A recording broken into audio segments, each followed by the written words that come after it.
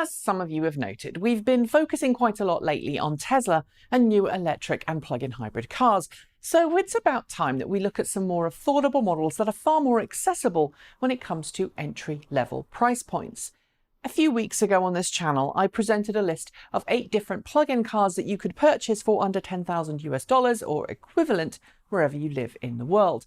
Most of you did like that video, but some of you also noticed that while I said plug-in car in the introduction, I actually only focused on pure electric models. This led to the following question: why not the Chevrolet Volt or its various rebadged global siblings, the Holden Volt, the Opel Ampera and the Vauxhall Ampera? Well, there are a couple of reasons here. First, the Volt, with the exception of literally 1 or 2 examples, fell outside the target budget I'd set in that video. Second, I decided halfway through writing the script that focusing on electric vehicles and plug-in hybrids in separate videos made more sense.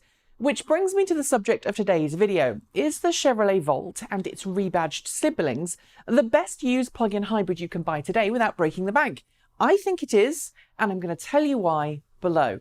But before anyone asks, because someone will, the Chevrolet Volt's placement in the plug-in world is nebulous. And I know that it causes some arguments about exactly what it is and what it isn't.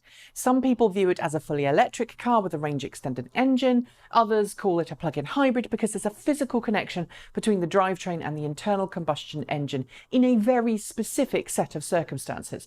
Since it's possible to drive the Volt for hundreds of miles on just the internal combustion engine alone without serious performance degradation, something you can't do with a car like the BMW i3 Rex, which has a tiny, non-mechanically linked, underpowered range-extending engine, I prefer personally to think of the Volt as a plug-in hybrid. But because the Volt can operate in all-electric mode and deplete its battery pack without turning its petrol engine on once, it really is the only plug-in car with an engine out there right now in the used car marketplace which can be driven on a daily basis as an all-electric vehicle without fear of accidentally turning on that engine. And that's a big deal, and I think it's one of the reasons that this is such a great used car. You see, the Ford Fusion Energy and Ford C-Max Energy, both of which are no longer made, but which both do pop up on the used car marketplace from as little as $1,100 in markets where they were originally sold, can be driven in all-electric mode like the Volt. But just like the Toyota Prius plug-in hybrid, I'm talking pre-Prius Prime, Honda Accord plug-in hybrid and various other small production plug-in hybrid variants of existing hybrid vehicles, these vehicles are extremely tough to drive in everyday traffic without pushing the throttle too much and then accidentally turning on the internal combustion engine. Unless it's really cold outside, your Volt's battery pack is almost empty, or you're driving at the kind of speeds that aren't legal in most of the world, the Volt simply won't turn on its engine under heavy acceleration. There is also the once-in-a-while maintenance cycle that forces the internal combustion engine to run for short periods of time if it hasn't operated for a few weeks to keep everything lubricated, but for the most part, it's an EV and electricity all the way. Unlike some of its competitors too, the location of the first-generation Volt's battery pack, which sits in the middle of the vehicle and sadly is the reason that it's a 4-seater, not a 5-seater, means that the rear load bay area is nice and big. In the Prius plug-in hybrid, Ford plug-in hybrids and various other plug-in hybrids, the larger battery pack required for plug-in hybrid operation normally eats into your load carrying capability. Of course, if you need a 5-seater, the first-generation Volt might not be your friend, but since most people commute on their own, this could be a great commuter car or second vehicle, even if you have a larger family. And when it comes to handling, the battery pack position and low stance means that the Volt is a decent handler, although I should note it's not as good as it could be on small country lanes in the UK, thanks to its wide stance.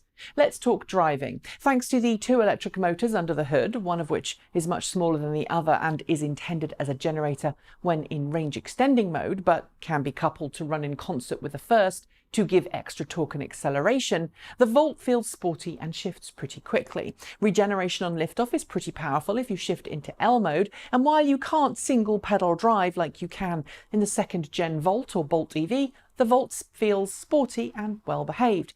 As to range, well, that depends on the age of the Volt and how you drive. But the age isn't important because of battery degradation. It's important because during its 6 years of production, GM slowly increased the capacity of the Volt's battery pack. And because the Volt had an active thermal management system for the batteries and was super conservative with battery management, I've never seen a Volt with battery degradation. Expect real-world ranges of between 25 and 50 miles, depending on how you drive and which year of Volt you pick, which is 40 to 80 kilometres. So far, so good, but there are some drawbacks other than the lack of fifth seat, I should note.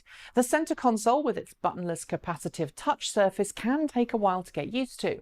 The main infotainment and navigation system is known to be a little buggy, occasionally rebooting or seemingly getting a mind of its own. And if you happen to get involved in a front collision, the chances are that you'll take out the charger and other important circuits because the underbonnet area is really stuffed. Go on, ask me how I know. Here's a hint. While I'm on the subject, while the Chevy Volt was actually sold in certain European countries alongside the Europe-only Ampera, the limited number of Chevy dealerships who'll work on the car, remember the brand left Europe a few years ago, means that you may find it hard to get after-sales service and support, especially as many Ampera dealerships won't touch the identical Volts because of fears of licensing and warranty claims going wrong. Even in 2013, the year we purchased our UK spec Volt, it took a month for parts to arrive from the US to fix our car after it was hit by a wayward motorcycle. But with first generation Volts now driving around with upwards of 100 and some even 200,000 miles on the clock, still on their first battery pack and still going strong, the Volt has proven itself a very reliable choice for a daily driver if you want a plug-in but can't afford a longer range electric only model for weekend travel. Do you own a first generation Volt or Ampera? What do you think of your car? Would you recommend people buy one, or do you think there's another option? Leave your thoughts below. That's it. As always, hit the notification bell to hear the moment a new show is uploaded, subscribe to both of our channels, and if you fancy it, support us by using one of the two links below or by buying something from our shop. Thanks for watching, and as always, keep evolving.